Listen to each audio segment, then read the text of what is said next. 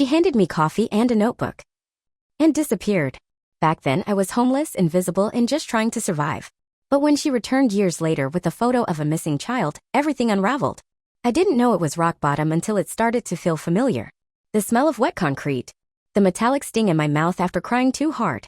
You stop counting days when survival becomes routine. Hi. My name's Elena. I'm 33 now. But back then, I was just another girl with a trash bag of clothes and nowhere to go. I used to press my back to the cold support pillar under I-35 and pretend it was a wall I chose. Like that made it less humiliating. You ever try to disappear and then realize no one was looking in the first place? The first week I got robbed. The second, someone offered me $50 to pretend I was his girlfriend for a cop. By week 3, I stopped flinching when people yelled at me from their cars. But I still flinched when they were kind. There was this woman, I never got her name. She knelt down, handed me a lukewarm coffee, and said, "Write down who you were. Then write who you want to be." Like it was that simple. But I did it. That night, I wrote 2 words, nobody yet. The journal became my anchor. A beat-up notebook with a sticker that said "Be kind, rewind." I filled it with dates, memories, then slowly, math problems. Algebra soothed me. Numbers made sense in a way people didn't. I'd sneak into the library during open hours and use their Wi-Fi to take free online courses. I never enrolled, just watched. Took notes. Pretended I was still in high school. Pretended I hadn't failed out because I chose freedom over bruises. One night, a shelter worker saw me scribbling equations in the corner of the room. She said I reminded her of her niece. Left me a pamphlet for a community college STEM scholarship. I laughed. Then I cried. Then I applied. They accepted me. I borrowed church clothes from a donation bin and walked into my first day of class shaking. No books. No laptop. Just a $4 calculator and a fire I couldn't explain. You ever carry so much shame it feels like a second spine? The professors didn't ask where I lived. The other students barely noticed I wore the same jeans every day. And for the first time in years, I started dreaming forward instead of back. My acceptance letter was crumpled because I'd slept with it in my coat pocket. But I flattened it on the library scanner. Took a picture. Saved it to my email. It was the first proof I wasn't invisible anymore. But then, she showed up again. The woman from the bridge. Only this time, she wasn't holding coffee. She was standing outside the community center, holding a manila envelope, looking directly at me. I stood there frozen. And she said one thing that changed everything. "You're not the only one I gave a notebook to. You ever think you were special, only to find out you were part of a pattern?" The envelope was worn, taped shut, and smelled faintly like lavender. Same scent she wore the day I met her. Inside that envelope was a name I hadn't heard in 13 years. And a photo of someone who should have been dead. I didn't open the envelope right away. Not because I was afraid of what was inside, but because I didn't trust myself not to fall apart. The woman was already gone. Like she always did, slipped into my life for a second, cracked something open, then vanished like she was never real. But the envelope? That was real. It had weight. Ink smudges. A faint smudge of lipstick on the corner of the flap. You ever hold something that felt heavier than it should be because of what it meant? I walked back into the library bathroom and locked the stall door. Balanced the envelope on the tiny metal toilet paper holder. My hands were shaking. There were 2 things inside. A photograph, glossy, folded once down the center, and a handwritten letter in cramped, fast handwriting. The photo was of a man. Maybe mid-40s. Sitting at a bench under the very same overpass I used to sleep beneath. Same graffiti. Same bent shopping cart. Except this time, there was a small child next to him. A little girl. No older than 5. Hair matted. Shoes missing. Holding a juice box like it was treasure. The letter didn't say much. Her name's Lacey. Her dad was brilliant once, computer science, cybersecurity. But he cracked after his wife died. I tried to help. Gave him a notebook like yours. But he never wrote in it. Just tore out the pages and lit fires to stay warm. I think you might be the only one who listened. There was no return address. Just one more line. The bridge doesn't forgive. But maybe it remembers.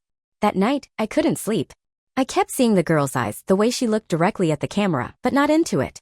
Like she didn't understand what she was being seen for. I tried to shake it. I told myself it wasn't my business. But the guilt started crawling up the back of my throat like smoke. What if someone had taken a photo of me at 5 years old? Sitting under that bridge, holding onto my mother's arm after another blackout night? Would someone have walked past? Would you? The next day I went back. Not to the overpass, but to the street that led there. It had changed. There was construction nearby, new sidewalk installations, and temporary fencing. But I found the exact spot from the photo. The same bench. Same curve in the guardrail. Someone had tagged a mural over the old graffiti. A cracked heart being stitched back together with wire. And underneath it, someone had written in pen. Footpath forward was born here. I didn't remember writing that. But I recognized the handwriting. Mine. Just sloppier. More desperate. You ever look at something you created and wonder if you were sane when you made it?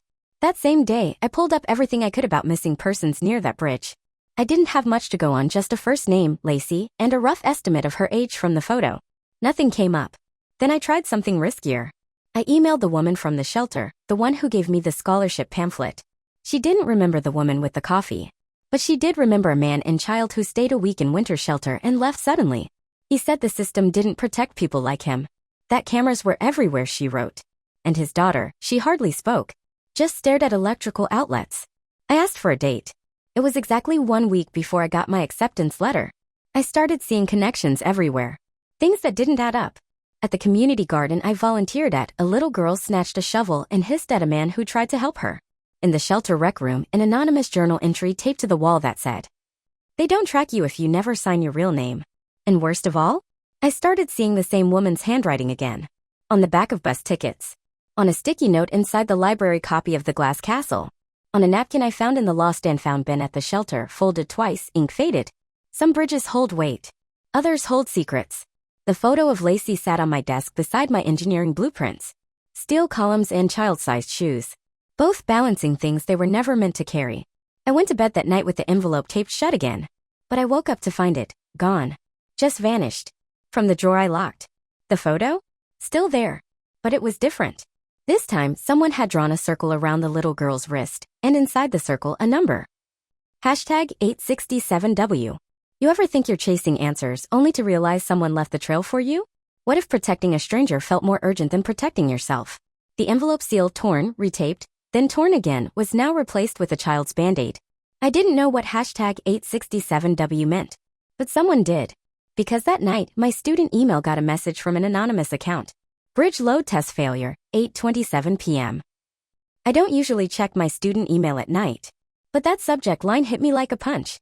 Bridge load test failure? At the exact minute I used to fall asleep under the overpass? It couldn't be a coincidence. Not anymore. You ever feel like someone's been watching your life like it's a rerun, but you're only just now realizing it? The email body was empty. No text. No attachments. Just one link. And a time-stamped warning. For educational purposes only. Not traceable. Do not download. Watch once. 8:27. I clicked it. And what I saw nearly made me throw up. It was a silent video. No sound, just grainy, flickering footage like it had been recorded on a hidden camera. It showed a man sitting under an overpass, cradling a child. Not a baby, maybe 5 or 6. He wasn't hurting her. Not exactly. But he wasn't holding her either. He was gripping her arm like she was the only thing tethering him to earth. And she was completely still. Like she'd learned a long time ago not to move too fast. They weren't alone. In the far corner of the screen, a woman stood, her face pixelated but her body language unmistakable. Watching. Not intervening. She handed the man something, a thermos? A bag? Then she turned and walked away. And the man started talking. Not to the girl.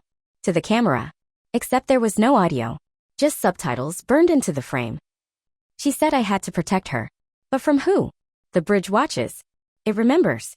867W. Write it down. Write it down. Then the screen went black. I sat there shaking. Not from fear, not exactly.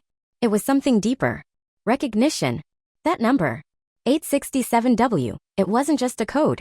It was a bridge ID. I ran to my binder, flipped through project files from my infrastructure survey internship.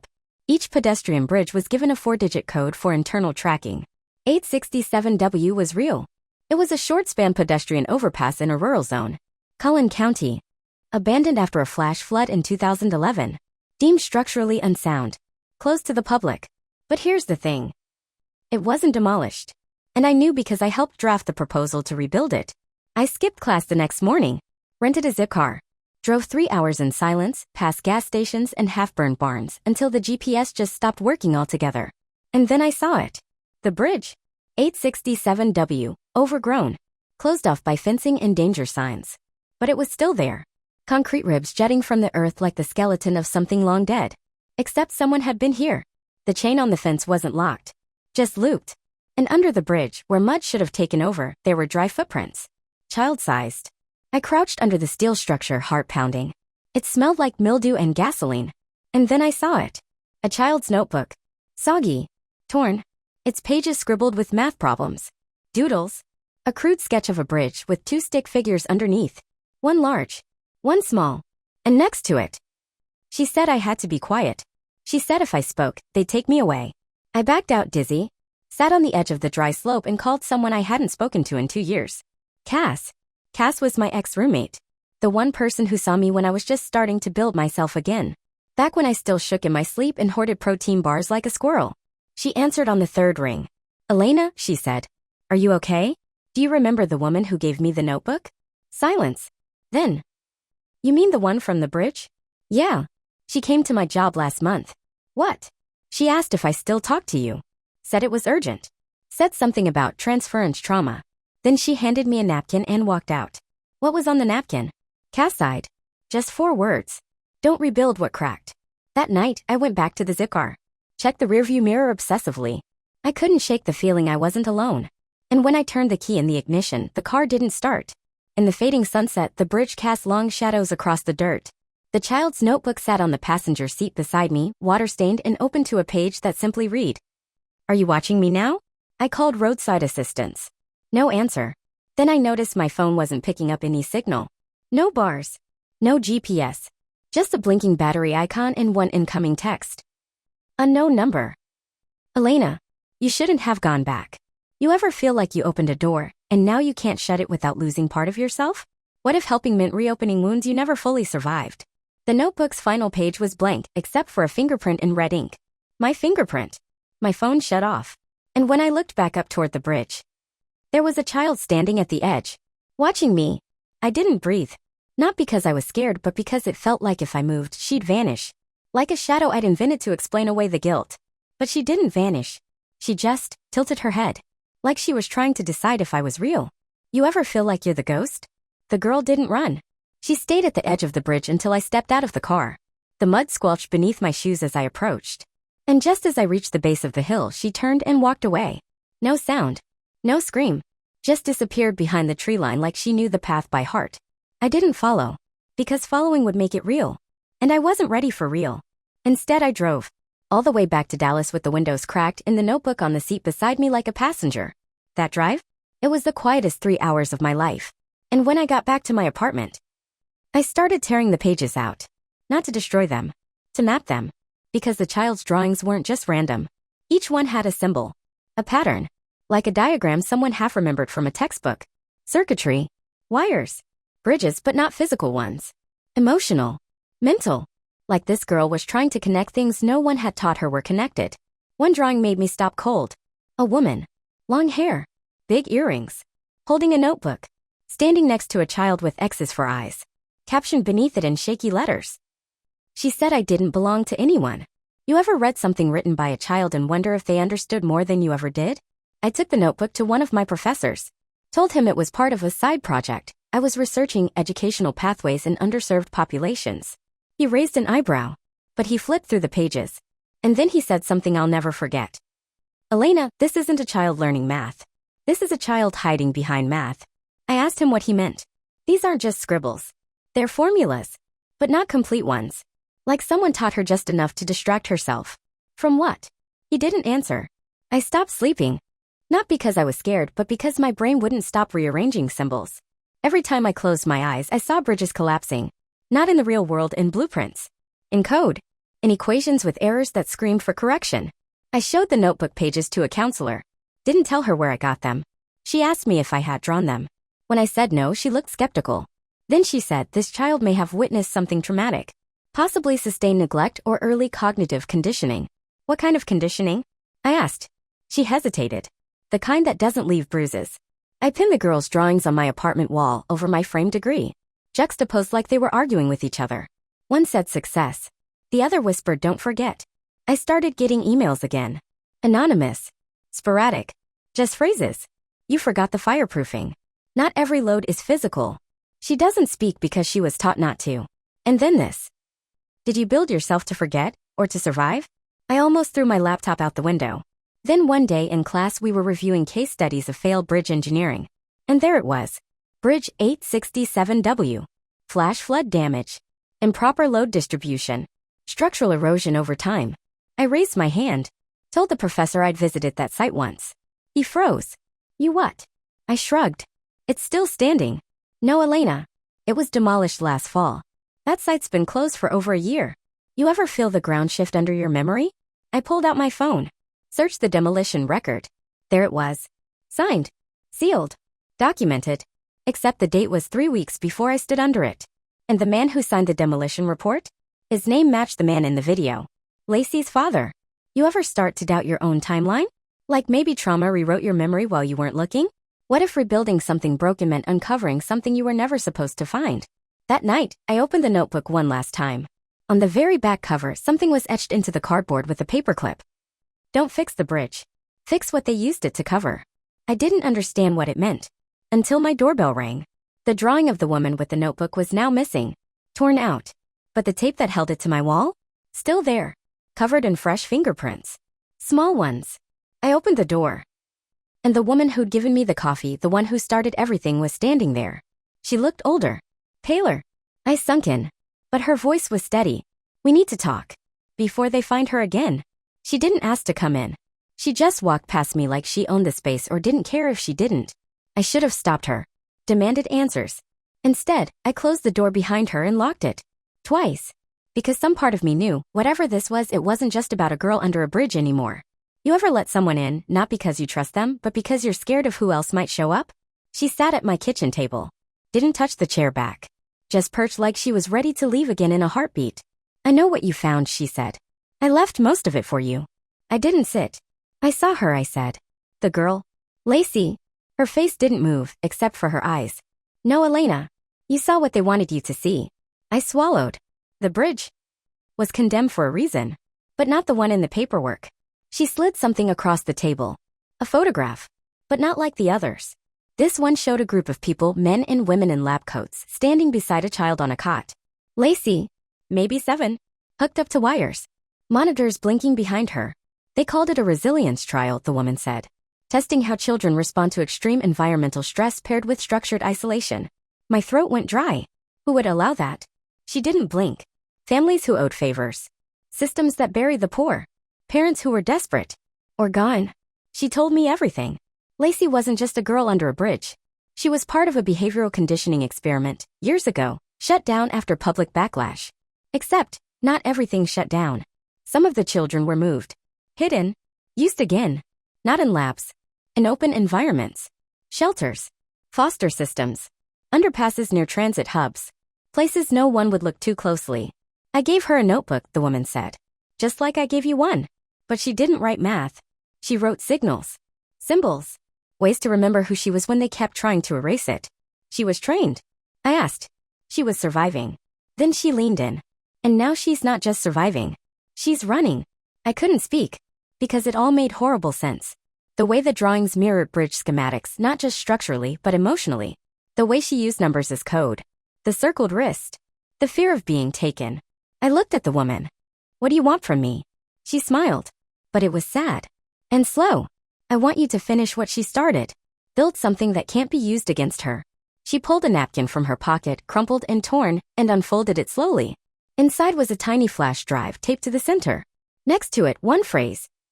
Not all bridges are meant to hold people. Some are meant to bury them. I didn't ask where the files came from. I didn't ask who else knew. Because the moment I plugged in that drive and saw the folder labeled Project Orpheus, I understood. Lacey wasn't the only one. And the woman across from me? She hadn't saved me out of kindness. She'd chosen me because I'd already survived once. You ever wonder if your worst experiences weren't just accidents but preparation? What if survival wasn't luck but recruitment? The files on the flash drive were encrypted. But I recognized the patterns. They matched the child's notebook. Same sequence logic. Same bridge IDs repurposed as access keys. The woman stood. Don't contact me again, she said. I've already burned the places they used to watch me. Then she paused in the doorway. But Elena, if they come back. They won't, I said. Because I wasn't the same girl who used to sleep in dirt. After she left, I copied the files to 2 hidden drives and stashed them. Then I turned to the wall of drawings and started reorganizing. Top to bottom. By symbol. By timeline. By emotional temperature. It was like building a load map, not of a bridge, but of a mind. And Lacey's was stronger than anyone had realized. That night, I got another message. No name. No subject. Just 4 words. You gave her away. Taped to my door the next morning was a sticky note with a bridge icon drawn in red crayon, snapped in half. You don't need fists to ruin someone. Just patience. When I opened my laptop, all the files from the flash drive were gone, replaced by a single document. Title, Proof of Life. And at the top, a timestamp. Tomorrow, 9:03 a.m. There's something surreal about waking up to a countdown you didn't start. Every tick of the clock felt personal, like time itself was mocking me for thinking I ever had control. I didn't sleep that night. I sat in front of my laptop like a sentry, watching the screen like it might blink. 9:03 a.m. That's what the file said. No location. No explanation. Just time. Like an appointment with something I couldn't name. You ever feel like someone's planning your next mistake for you? At 9:02, the file opened itself. No click. No prompt. Just appeared. Black screen. White text. She's alive. But if you keep pushing, she won't stay that way. You built bridges. We build silence. Choose. Then it blinked. And a video started playing. It was Lacey. Older than before, maybe 9 or 10 now. Pale. Thinner. Sitting in a room with no windows. Just fluorescent lights and a cot. She didn't speak. But she was holding the notebook. Flipping pages one by one. Stopping only once on a drawing I'd never seen before. It was me. Not how I looked, but how she remembered me. My hair tied back. My posture stiff. My hand reaching out with a cup. She hadn't drawn the coffee. She'd drawn the notebook in my palm. And across the bottom. She said I was worth keeping. I wanted to scream. But instead, I just whispered, Lacey. The screen glitched. Then a final message flashed. Stay quiet, or we bury her under the next one. Then it shut down. And my laptop turned off. Permanently. I drove straight to the university. Tried to find my professor, the one who'd flagged the bridge collapse files.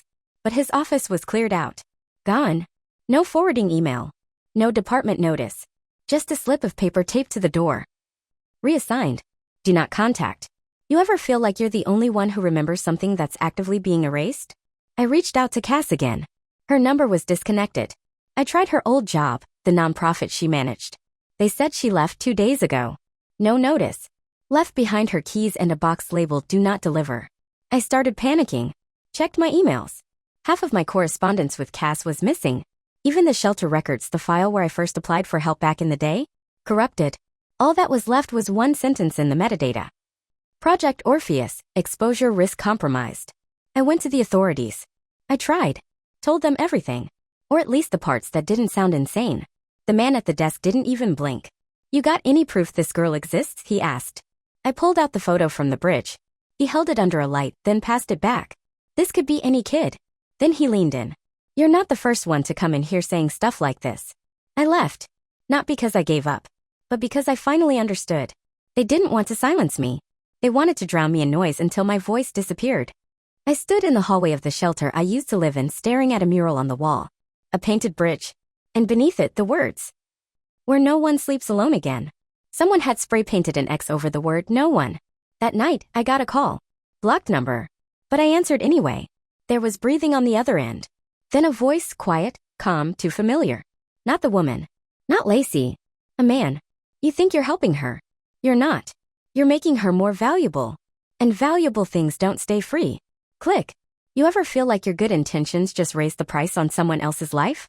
What if protecting someone meant walking away and letting them forget you? I stopped going to class. Stopped checking the news. Stopped sleeping in my own bed. Because everything felt like bait now. Even silence. People around me started asking questions. Are you okay? You look tired. You're always watching. They meant well. But it made me realize something sickening. No one knew her name. Not one of them remembered Lacey. Not even the woman at the library who used to let her in after school. Like she'd been scrubbed from their memory. Like I was the only one left carrying her ghost. That night, I made a choice. I packed everything. The drawings. The drive. The map I'd made of the old shelters and bridge IDs. And I mailed it all. To one place. A reporter I used to know. Someone who owed me a favor. Someone who once asked me why I studied invisible architecture. I didn't sign my name. I didn't leave a return address. Just one sentence written across the top of the folder. Don't look under the bridges. Look behind them. I burned the last drawing she gave me, the one with the bridge and the little girl waving. Watched the paper curl, blacken, and float like ash into the sink. And the next morning, There was a postcard on my doorstep. No stamp. No address. Just 2 words in a child's handwriting. I remember. It wasn't the words that undid me. It was the handwriting. Small. Slanted. Letters like tiny teeth. Lacey's. Somehow, after everything, the shutdowns, the threats, the vanishing files and scrubbed records, she still remembered. Me. The notebook. The woman with the coffee. You ever realize the smallest thing you gave someone might have been the only reason they kept going? I didn't cry. Not then. I sat on the floor for a long time, just holding that postcard like it could disappear if I blinked too long. Then I flipped it over. Nothing. No sender. No message. No date. Just a drawing. It was simple. 2 stick figures standing under a bridge. One taller. One smaller. The taller one had a notebook in her hand. The smaller one had wings. That's when I knew whatever they'd done to her, they hadn't erased everything. They couldn't. Because she had built something stronger than their silence. Memory. Not just data. Not just survival. Connection. I waited 3 days before calling the reporter. She picked up on the first ring. Elena. That alone made me choke up. No one had said my name in a way that felt safe in weeks. You got the file? I asked. A pause. Then, yeah. But we need to talk. In person. I hesitated. Is it safe? No, she said. But it's necessary. We met in a public park. Middle of the day. Benches in full view. She handed me a burner phone. They're going to pretend this never existed, she said. They'll discredit you. Say you fabricated everything. Maybe even say you were unstable. I almost laughed. They wouldn't be wrong, I said. She told me she verified the shelter rotation lists. That the bridge ID system had indeed been repurposed years ago for interagency transfers. But the wording was vague. Intentionally vague. She said someone higher up must have buried the connection. But the fact that you made the map, she said. That's not luck. That's witness work. And they hate witnesses more than whistleblowers. I asked her if she'd publish it. She said not yet. I don't want a scandal, she said. I want proof. A name. A survivor. I swallowed. And handed her the postcard. Will that do? The postcard sat in her palm like it weighed 1,000 pounds. Ink smudged. Paper worn. But those 2 words I remember looked newer than anything else I'd seen in months. That was 6 weeks ago. Since then I've disappeared. Not like they disappeared people, no vans, no files, no erased histories. I did it my way. I rented a storage unit in a small town no one cares about. Set up a cot, a burner laptop, and a filing cabinet. Started rebuilding the archive from scratch. This time offline. This time safe. People think bridges are just structures. Concrete, intention, and steel. But bridges are choices. They're what we build when we're brave enough to reach across something terrifying. Water. Fire. Memory. And sometimes, bridges don't take you forward. They take you back. To the moment you promised yourself never again. To the version of you who needed someone to say, right who you want to be. You ever wonder if the strongest thing you ever built was a life no one could take from you? What if your pain wasn't your weakness but someone else's map to freedom? 2 weeks ago, I got another envelope.